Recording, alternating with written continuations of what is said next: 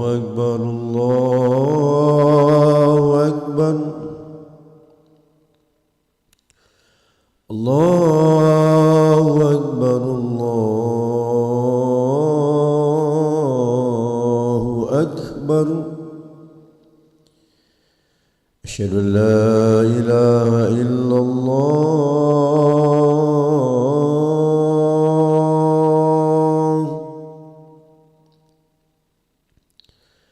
أشهد أن لا إله إلا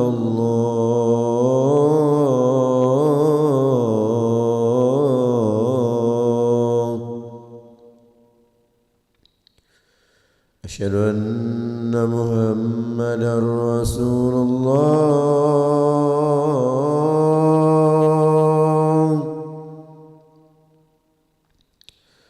أشهد أن محمدا رسول الله حي على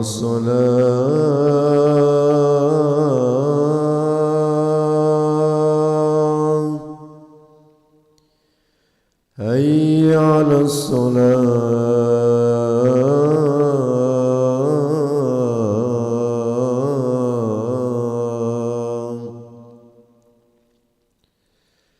حي على الفلاح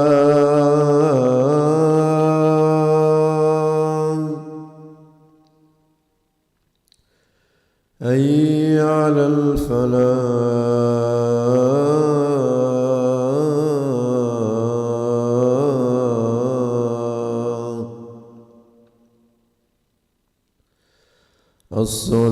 الصلاة خير من النوم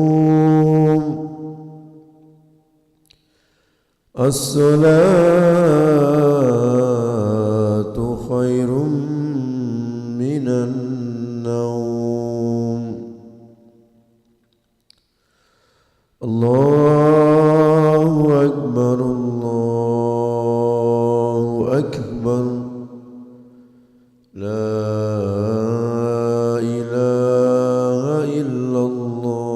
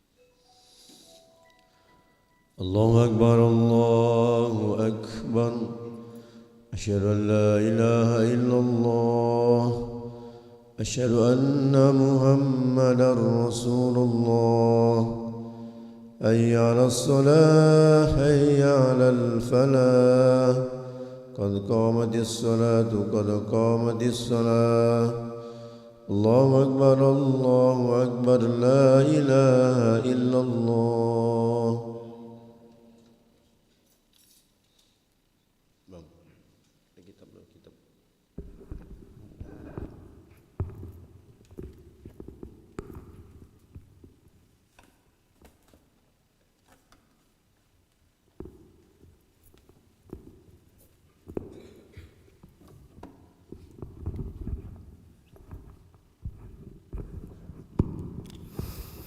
لا محمد رسول الله صلى الله عليه وسلم استوى على الاستواء صفوفكم فإن تسمية الصفوف من تمام الصلاة استوى صفوفكم واعتدلوا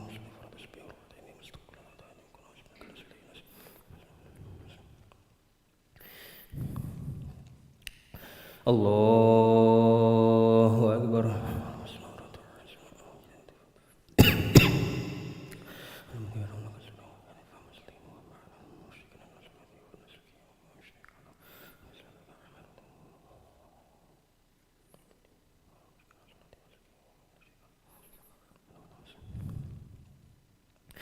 بسم الله الرحمن الرحيم الحمد لله رب العالمين الرحمن الرحيم مالك يوم الدين إياك نعبد وإياك نستعين اهدنا الصراط المستقيم صراط الذين أنعمت عليهم غير المغضوب عليهم ولا الضالين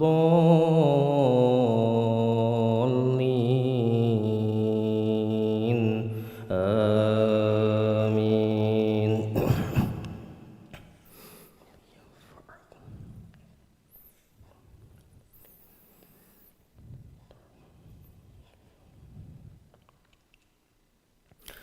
قل لن ينفعكم الفرار إن فررتم من الموت أو القتل وإذا لا تمتعون إلا قليلا قل من ذا الذي يعصمكم من الله إن أراد بكم سوءا أو أراد بكم رحمة ولا يجدون لهم من دون الله وليا ولا نصيرا قد يعلم الله المعوقين منكم والقائلين لإخوانهم هلم علينا ولا يأتون البأس إلا قليلا أشحة عليكم فإذا جاء الخوف رأيتهم ينظرون إليك تدور أعينهم كالذي يغشى عليه من الموت فإذا ذهب الخوف سلقوكم بألسنة حداد أشحة على الخير أولئك لم يؤمنوا فأحبط الله أعمالهم وكان ذلك على الله يسيرا يحسبون الأحزاب لم يذهبوا وإن يأتي الأحزاب يودوا لو أنهم بادون في الأعراب يسألون عن أنبائكم ولو كانوا فيكم ما قاتلوا إلا قليلا لقد كان لكم في رسول الله أسوة حسنة لمن كان يرجو الله واليوم الآخر وذكر الله كثيرا ولما رأى المؤمنون الأحزاب قالوا هذا ما وعدنا الله ورسوله وصدق الله ورسوله وما زادهم إلا إيمانا وتسليما. الله أكبر.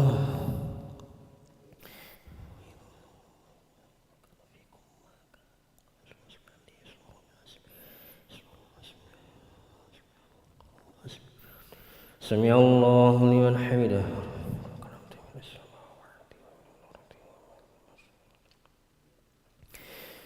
الله أكبر.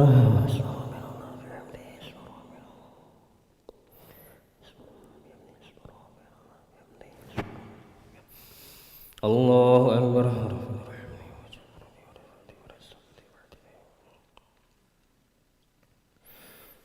الله أكبر.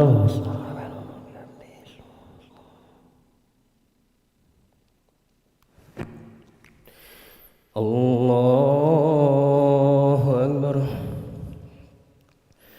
بسم الله الرحمن الرحيم. الحمد لله رب العالمين الرحمن الرحيم مالك يوم الدين إياك نعبد وإياك نستعين اهدنا الصراط المستقيم صراط الذين أنعمت عليهم غير المغضوب عليهم ولا الضالين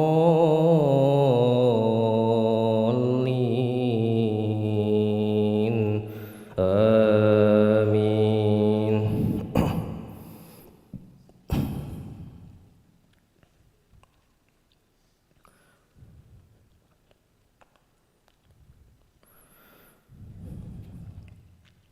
يحسبون الأحزاب لم يذهبوا وإن يأتي الأحزاب يودوا لو أنهم بادون في الأعراب يسألون عن أنبائكم ولو كانوا فيكم ما قاتلوا إلا قليلا لقد كان لكم في رسول الله أسوة حسنة لمن كان يرجو الله واليوم الآخر وذكر الله كثيرا. ولما رأى المؤمنون الأحزاب قالوا هذا ما وعدنا الله ورسوله وصدق الله ورسوله وما زادهم إلا إيمانا وتسليما.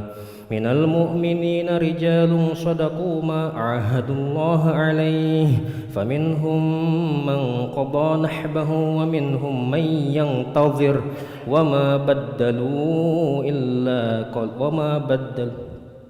وما بدلوا تبديلا ليجزي الله الصادقين بصدقهم ويعذب المنافقين إن شاء أو يتوب عليهم إن الله كان غفورا رحيما.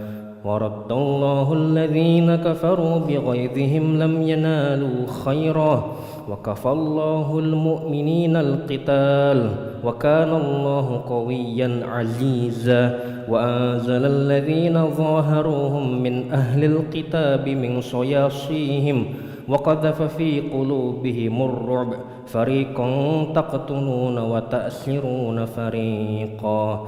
وأورثكم أرضهم وديارهم وأموالهم وأرضا لم تطئوها وكان الله على كل شيء قديرا. يا أيها النبي قل لأزواجك إن كنتن تردن الحياة الدنيا وزينتها فتعالين أمتعكن وأسرحكن سراحا جميلا. وإن كنتن تردن الله ورسوله والدار الآخرة فإن الله أعد للمحسنات منكن أجرا عظيما. يا نساء النبي من يأت منكن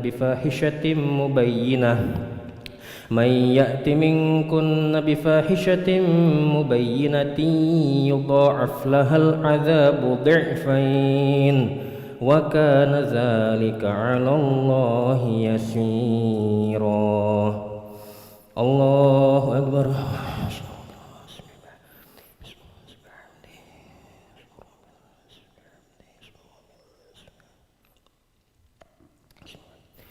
سمع الله لمن حمده.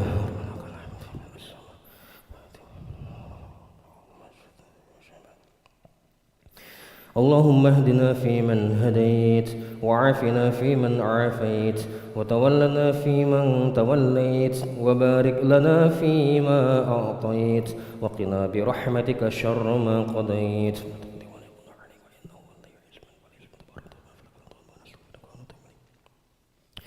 وصلى اللهم على سيدنا محمد النبي الأمي وعلى آله وصحبه وبارك وسلم. الله أكبر.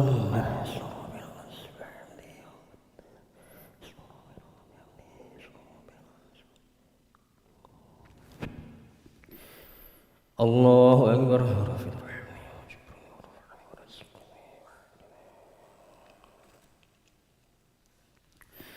الله أكبر.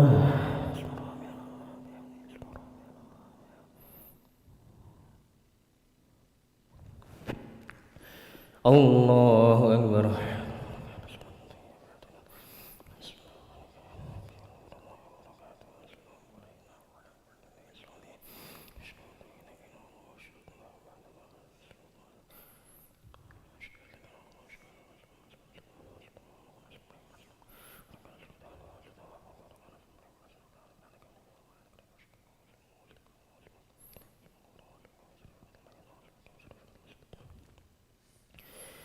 السلام عليكم ورحمة الله. السلام عليكم ورحمة الله.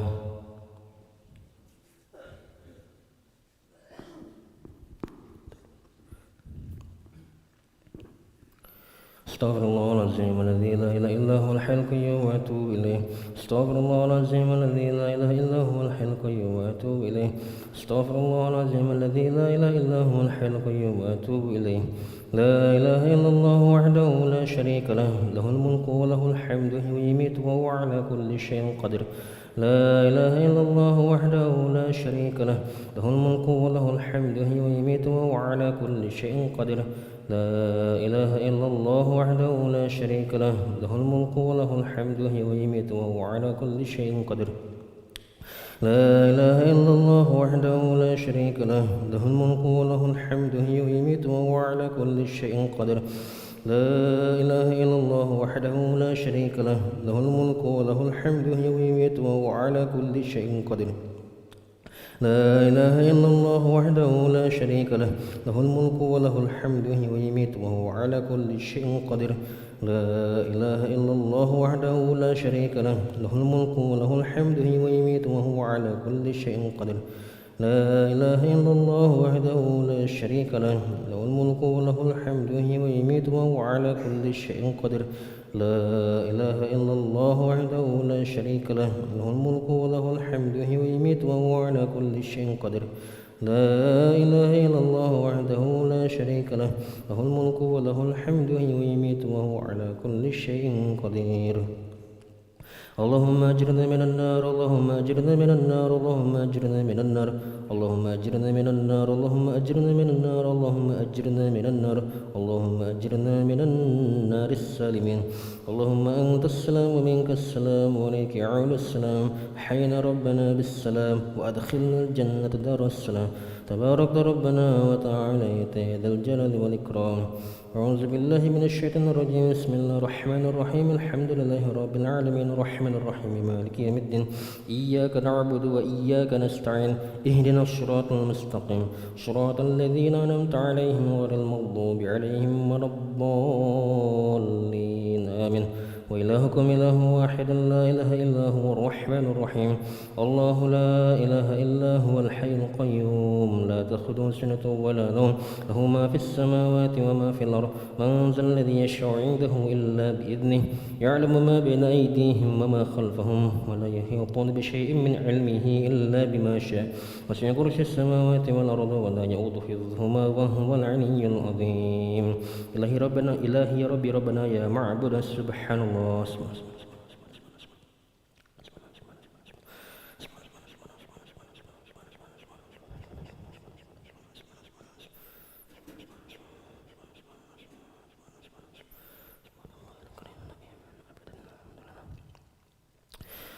الحمد لله.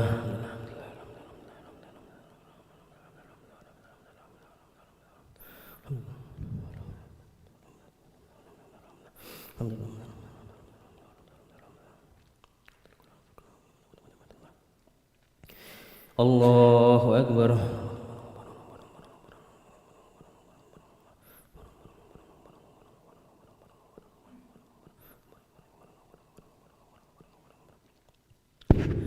الله أكبر كبيرا الحمد لله كثيرا سبحان الله بكرة وأصيلا لا إله إلا الله وحده لا شريك له له الملك وله الحمد يميت وهو على كل شيء قدير ولا حول ولا قوة إلا بالله العلي العظيم.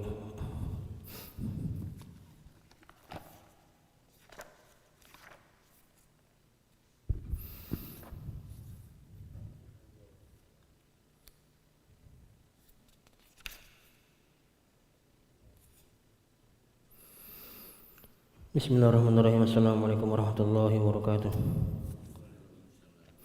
Ahmaduhu wa nasalli wa nasallimu ala rasulil karim amma ba'du. Pada kesempatan subuh kali ini insyaallah kita akan mendengar beberapa hadis mengenai amalan-amalan dalam masjid. Allah Subhanahu wa taala berfirman, Innama ya'muru masajidallahi man amana billahi wal yawmil akhiri wa aqamas salata wa ataz zakata wa lam yakhsha illallah fa'asa ulaika ay yakunu minal muhtadin. Sesungguhnya yang memakmurkan masjid-masjid Allah hanyalah orang-orang yang beriman kepada Allah dan hari akhir serta tetap mendirikan salat, menunaikan zakat dan tidak takut pada siapapun selain pada Allah. Maka merekalah orang-orang yang diharapkan termasuk golongan orang yang mendapatkan petunjuk. Quran Surat At-Taubah ayat 18. Fi buyutin azinallahu an turfa'a wa yuzkara fiha ismuhu yusabbihu lahu fiha bil ghudwi wal asal rijal la tulhihim tijaratu wala bai'un an dzikrillahi wa iqamis salati wa ita'iz zakah yakhafuna yawman tataqallabu fihi al qulubu wal absar. Bertasbih kepada Allah di masjid-masjid yang telah diperintahkan untuk dimuliakan dan disebut namanya di dalamnya pada waktu pagi dan pada waktu petang. Mereka adalah laki-laki yang tidak dilalaikan oleh perniagaan dan tidak pula oleh jual beli dari mengingat Allah dan dari mendirikan salat dan dari membayar zakat. Mereka takut kepada satu hari yang di mana hari itu hari hati dan penglihatan menjadi guncang. Quran Surat An-Nur ayat 36-37. Hadis-hadis Nabi sallallahu alaihi wasallam. An Abi Hurairah radhiyallahu anhu anna Rasulullah sallallahu alaihi wasallam qala ahabbul biladi ila Allah ta'ala masajiduha wa abghadul biladi ila Allah aswaquha. Dari Abu Hurairah radhiyallahu anhu bahwasanya Rasulullah sallallahu alaihi wasallam beliau bersabda, tempat di muka bumi yang paling dicintai oleh Allah adalah masjid-masjidnya, dan tempat di muka bumi yang paling dibenci Allah adalah pasar-pasarnya. Hadis riwayat Muslim. Diulangi dari Abu Hurairah radhiyallahu anhu bahwasanya Rasulullah sallallahu alaihi wasallam beliau bersabda, tempat di muka bumi yang paling disukai Allah adalah masjid-masjidnya, dan tempat di muka bumi yang paling dibenci Allah adalah pasar-pasarnya. Hadis riwayat Muslim. An Ibnu Abbas radhiyallahu anhu qala al-masajidu buyutullahi fil ard tudi'u li ahli samai kama tudi'u nujumus samai li ahli al-ard. Dari Ibnu Abbas radhiyallahu anhuma ia berkata, masjid adalah rumah Allah di muka bumi yang menyinari penduduk langit sebagaimana bintang-bintang di langit menyinari penduduk bumi. Hadis riwayat Tabrani. Diulangi dari Ibnu Abbas radhiyallahu anhu yang berkata, masjid adalah rumah Allah di muka bumi yang menyinari penduduk langit sebagaimana bintang-bintang di langit menyinari penduduk bumi. Hadis riwayat Tabrani. An Umar bin Al-Khattab radhiyallahu anhu qala sami'tu Rasulullah sallallahu alaihi wasallam yaqul man bana masjidan yuzkuru fihi ismullah banallahu lahu baitan fil jannah. Dari Umar bin Khattab radhiyallahu anhu bahwasanya berkata, aku mendengar Rasulullah sallallahu alaihi wasallam beliau bersabda, barang siapa membangun sebuah masjid di dalamnya disebut nama Allah, niscaya Allah akan membangunkan untuknya sebuah rumah di surga. Hadis riwayat Ibnu Hibban. Diulangi dari Umar bin Khattab radhiyallahu anhu bahwasanya berkata, aku mendengar Rasulullah sallallahu alaihi wasallam beliau bersabda, barang siapa membangun sebuah masjid yang di dalamnya disebutkan nama Allah, niscaya Allah akan membangunkan baginya sebuah rumah di surga. Hadis riwayat Ibnu Hibban. An Abi Hurairah radhiyallahu anhu anin Nabi sallallahu alaihi wasallam qala man qada ilal masjidi wa raha a'addallahu lahu nuzulahu minal jannati kullama ghada aw roha. Dari Abu Hurairah radhiyallahu anhu dari Nabi sallallahu alaihi wasallam, beliau bersabda, barang siapa pergi ke masjid baik pada waktu pagi maupun waktu sore, Allah akan menyiapkan untuknya sebuah hidangan dari surga setiap kali ia pergi, baik pada pagi dan baik pada sore. Hadis riwayat Bukhari. Diulangi dari Abu Hurairah radhiyallahu anhu dari Nabi sallallahu alaihi wasallam, beliau bersabda, barang siapa pergi ke masjid baik pada waktu pagi maupun waktu sore, Allah menyiapkan untuknya sebuah hidangan dari surga setiap kali ia pergi, baik pada waktu pagi atau sore hari. Hadis riwayat Bukhari. Nabi Umamah radhiyallahu anhu qala Rasulullah sallallahu alaihi wasallam, al-ghudu war-rawahu ilal masjidi minal jihadi fi sabilillah. Dari Abu Umamah radhiyallahu anhu, ia berkata, Rasulullah sallallahu alaihi wasallam beliau bersabda, pergi ke masjid pada waktu pagi dan sore hari termasuk jihad di jalan Allah. Hadis riwayat Tabrani. Diulangi dari Abu Umamah radhiyallahu anhu, ia berkata, Rasulullah sallallahu alaihi wasallam beliau bersabda, pergi ke masjid pada waktu pagi atau subuh maupun sore termasuk jihad di jalan Allah. Hadis riwayat Tabrani. An Abdullah bin Amr bin al-As radhiyallahu anhu an Nabi sallallahu alaihi wasallam annahu kana idza dakhala al-masjid qala a'udzu billahil azim wa bi wajhihil karim wa sultanihil qadim minasy syaithanir rajim, fa idza qala dzalika qala asy-syaitan khufidha minni sa'irul yaum. Dari Abdullah bin Amr bin al-As radhiyallahu anhu dari Nabi sallallahu alaihi wasallam bahwasanya apabila beliau masuk masjid, beliau akan membaca doa a'udzubillahil azim wa biwajhihil karim wa sultanihil qadim minasy syaithanir rajim. Apabila seorang hamba mengucapkan bacaan di atas, maka setan akan berkata, ia telah dilindungi dariku sepanjang hari. Hadis riwayat Abu Daud. Diulangi dari Abdullah bin Amr bin As radhiyallahu anhu dari Nabi sallallahu alaihi wasallam bahwasanya apabila beliau masuk masjid, beliau mengucapkan doa a'udzubillahil azim wa biwajhihil karim wa sultanihil qadim minasy syaithanir rajim. Aku berlindung pada Allah yang Maha Agung dan zatnya yang mulia dan kekuasaan yang terdahulu dari setan yang terkutuk. Apabila seseorang mengucapkan bacaan di atas, maka setan akan berkata, ia telah dilindungi dariku sepanjang hari. Hadis riwayat Abu Daud. Alhamdulillah telah kita dengar beberapa hadis atau fadilah mengenai keutamaan dari amalan-amalan dalam masjid. InsyaAllah kita dengar, kita amalkan dan kita sampaikan. أعوذ بالله من الشيطان الرجيم بسم الله الرحمن الرحيم الحمد لله رب العالمين حمدا شاكرا حمدا ناعما حمدا يعافي نعمه ويكافئ مزيده يا ربنا لك الحمد كما ينبغي لجلالك كريم وعظيم صلى الله عليه اللهم صل على سيدنا محمد وسيدنا محمد ربنا ظلمنا انفسنا وان لم تغفر لنا وترحمنا لنكونن من الخاسرين ربنا اغفر لنا ذنوبنا وذنوب والدينا وارحمهم كما ربونا صغارا جميع المسلمين والمسلمات والمؤمنين والمؤمنات الاحياء منهم والاموات برحمتك ارحم الراحمين ربنا لا تزغ قلوبنا بعد شدتنا وهب لنا من لدنك رحمة إنك أنت الوهاب اللهم أرنا حقك وارزقنا اتباعه والباطل باطلا وارزقنا اجتنابه اللهم أعنا لذكرك وشكرك وحسن عبادتك يا مقلب القلوب ثبت قلوبنا على دينك يا مصرف القلوب صرف قلوبنا على طاعتك ربنا لا تجعلنا فتنة للقوم الظالمين ونجنا برحمتك من القوم الكافرين ربنا افرج علينا صبرا وتوفنا مسلمين ربنا اجعلنا مقيمين الصلاة من ذريتنا ربنا تقبل دعاء اللهم ارحمنا مراشد أمورنا وأعذنا من شرور نفوسنا اللهم اهدنا واهد بنا واهد جميعا واجعلنا سببا لمن اهتدى يا حي يا قيوم برحمتك نستغيث اصلح لنا شأننا كلها ولا تكلنا لانفسنا طرفة عين اللهم بارك لنا في شعبان وبلغنا رمضان اللهم بارك لنا في شعبان وبلغنا رمضان اللهم بارك لنا في شعبان وبلغنا رمضان ربنا هب لنا من ازواجنا وذريتنا قرة اعين واجعلنا للمتقين اماما ربنا آتنا في الدنيا حسنة وفي الآخرة حسنة وقنا عذاب النار صلى اللهم على سيدنا محمد النبي الأمي وعلى آله وصحبه وسلم فلسبحان ربك رب العزة عما يصفون وسلام على المرسلين والحمد لله رب العالمين سبحان الله بحمده سبحانك اللهم وبحمدك أشهد أن لا إله إلا أنت أستغفرك وأتوب إليك